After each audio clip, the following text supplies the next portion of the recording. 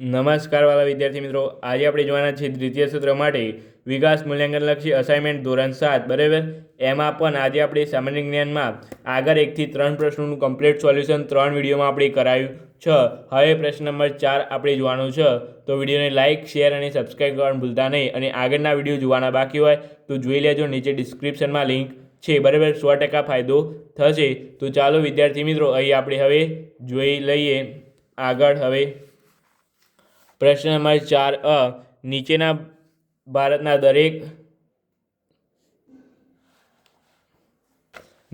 ભારતના દરેક વડાપ્રધાનના ચિત્રો ઓળખીને તેમનો નંબર તેમના નામ આગળ બોક્સમાં લખવાનો છે બરાબર. તો વિદ્યાર્થી મિત્રો, અહીંયા ચિત્રો આપેલા છે તમને બરાબર. તો અહીં નરેન્દ્ર મોદી 14 નંબર છે, તો અહીંયા નરેન્દ્ર મોદી ક્યારે અહીંયા રહ્યું, તો અહીંયા તમારે બોક્સમાં શું લખવાનું? 14 બરાબર વિદ્યાર્થી મિત્રો. એ જ રીતે અહીંયા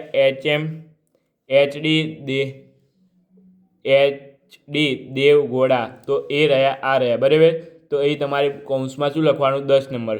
ત્યાર પછી વિદ્યાર્થી મિત્રો અહીંયા છે તમારે અટલ બિહારી વાજપેયી, તો અટલ બિહારી વાજપેયી ક્યાં છે? તો આ રહ્યા, જોઈ શકો છો તમે 12 નંબરે બરાબર. તો અટલ બિહારી વાજપેયી 12 નંબર છે, તો અહીંયા શું લખવાનું તમારે? અંદર કૌંસમાં 12 બરાબર. ત્યાર પછી છે લાલ બહાદુર શાસ્ત્રી, તો લાલ બહાદુર શાસ્ત્રી વિદ્યાર્થી મિત્રો ક્યાં છે? લાલ બહાદુર શાસ્ત્રી તો આ રહ્યા વિદ્યાર્થી મિત્રો, લાલ બહાદુર શાસ્ત્રી બરાબર. તો અહીંયા તમારે શું લખવાનું? 2 નંબર લખવાનું. ત્યાર પછી તમારે અહીંયા છે રાજીવ ગાંધી બરાબર વિદ્યાર્થી મિત્રો, તો રાજીવ ગાંધી આ રહ્યા, તો અહીંયા શું લખવાનું? 6 નંબર. ત્યાર પછી મોરાઈ દેસાઈ બરાબર, તો મોરાઈ દેસાઈ આ રહ્યા, તો અહીંયા લખવાનું 4 નંબર. વીપીસી, તો અહીંયા તમારે વીપીસી ક્યાં છે? તો આ રહ્યા વીપીસી, તો અહીંયા તમારે લખવાનું 7 નંબર. જવાહરલાલ નહેરુ, તો જવાહરલાલ નહેરુ ક્યાં છે વિદ્યાર્થી મિત્રો? આ રહ્યા 1 નંબર ઉપર બરાબર.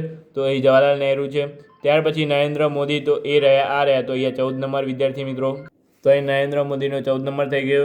ત્યાર પછી વિદ્યાર્થી મિત્રો ચંદ્રશેખર, તો ચંદ્રશેખર ક્યાં છે? તો ચંદ્રશેખર આ રહ્યા બરાબર. તો ચંદ્રશેખરનો 8 નંબર થઈ ગયો. એ જ રીતે આપણે બીજાના કરવાના છે. ઓકે વિદ્યાર્થી મિત્રો. હવે છે ચરણસિંહ ચૌધરી, તો વિદ્યાર્થી મિત્રો એ ક્યાં છે? તો એ તમારે અહીં છે 5 નંબરે આ રહ્યા બરાબર, ચરણસિંહ ચૌધરી. ત્યાર પછી શ્રીમતી ઇન્દિરા ગાંધી, તો એ આ રહી 3 નંબરે. ઓકે વિદ્યાર્થી મિત્રો. ત્યાર પછી છે તમારે આઈએ ગુજરાલ ક્યાં છે? તો આઈએ ગુજરાલ આ રહ્યા 11 નંબરે.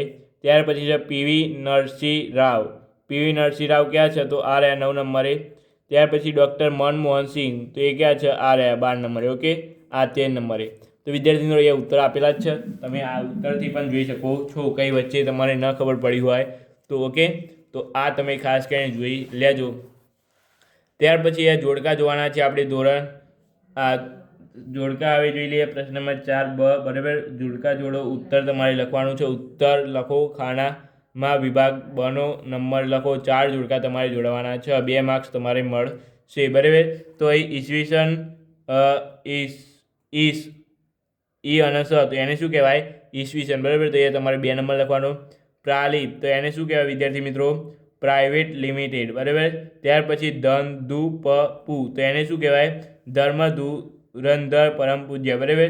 ત્યાર પછી જાખ, તો એ શું કહેવાય? જાહેર ખબર બરાબર વિદ્યાર્થી મિત્રો.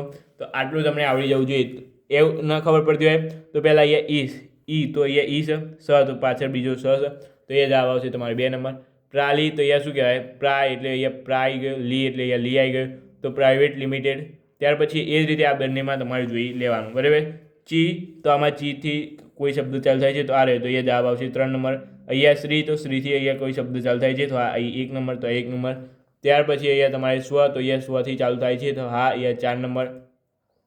લી, તો લીથી ચાલુ થાય છે, તો આ રહ્યો લી, ખિત તંગ અથવા લિમિટેડ બરાબર. તો એ રીતે તમારે આ કરવાનું છે બરાબર વિદ્યાર્થી મિત્રો.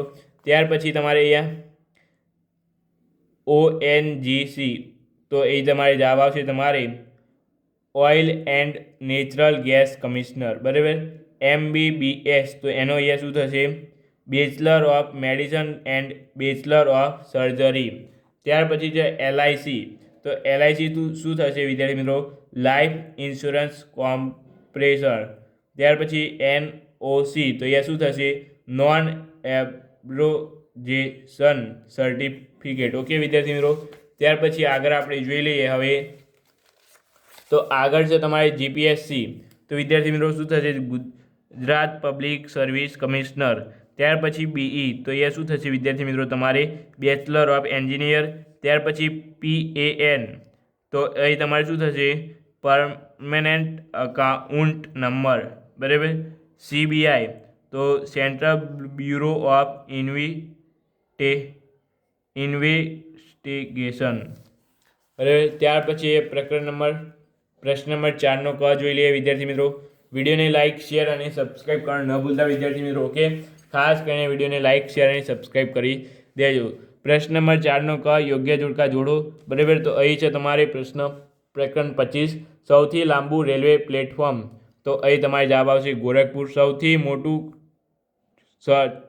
મોટું ચર્ચ, તો અહીં જવાબ આવશે તમારે કેથેડ્રલ, બરાબર. ત્યાર પછી 2 નંબર છે સૌથી ઊંચો જળ ધોધ, તો અહીં જવાબ આવશે તમારે એન્જલ ધોધ. સૌથી લાંબી નદી, તો એ તમારે જવાબ આવશે નાઇલ. ઓકે, ત્યાર પછી આ બાજુ આપણે જોઈ લઈએ સૌથી મોટું નિવાસસ્થાન, તો એ જવાબ આવશે રાષ્ટ્રપતિ ભવન. સૌથી મોટી કબર, તો એ જવાબ આવશે તમારે તાજમહેલ. 4 નંબર છે સૌથી મોટું મહાકાવ્ય, તો એ જવાબ આવશે તમારે બી મહાભારત. ત્યાર પછી સૌથી ઊંચું સ્ટેચ્યુ, તો એ જવાબ આવશે તમારે સ્ટેચ્યુ ઓફ યુનિટી, બરાબર. તો આ તમે ભૂલતા નહીં વિદ્યાર્થી મિત્રો, આ તમે ખાસ કરીને તૈયાર કરી લેજો, બરાબર. અહીં છે હવે નીચેના વિભાગ અમાં આપેલ બોક્સમાં વિભાગ બનો સાચો જવાબ લખો. 2 જોડો, 2 માર્ક્સ મળશે, બરાબર.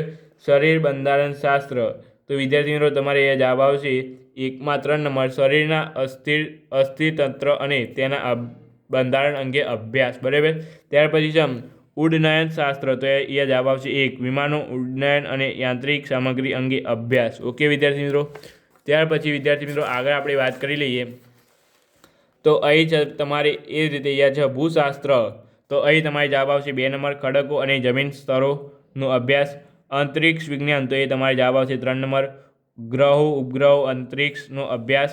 ત્યાર પછી 3 નંબર છે તમારે વિકૃતિ શાસ્ત્ર, તો એ તમારે જવાબ આવશે વિદ્યાર્થી મિત્રો 2 નંબર, વિવિધ વિકૃતિઓ અને બીમારીઓના અભ્યાસ. 2 નંબર છે વાણી શાસ્ત્ર, તો એ જવાબ આવશે તમારે વાણી કેવી રીતે ઉત્પન્ન થાય છે તેનો તથા ઉચ્ચારણનો અભ્યાસ, બરાબર વિદ્યાર્થી મિત્રો. તો ત્યાર પછી આગળ જોઈ લઈએ. હવે અહીં છે તમારે વિભાગ અ વિજ્ઞાન શાખાઓ અને વિભાગ બ અભ્યાસ નિશ્ચિત ક્ષેત્રો, તો હવામાન શાસ્ત્ર, તો એ જવાબ આવશે તમારે 2, હવામાન લક્ષણો અને તેના થતા ફેરફારો અભ્યાસક્રમ. 2 નંબર છે પર્યાવરણ વિજ્ઞાન, તો એ તમારે જવાબ આવશે 2 નંબરમાં. 3 નંબર પ્રાણીઓ, માનવી અને આસપાસની સ્થિતિ વચ્ચેનો સંબંધ તપાસતો અભ્યાસ, બરાબર વિદ્યાર્થી મિત્રો. તો આ ખાસ કરીને જોઈ લેજો.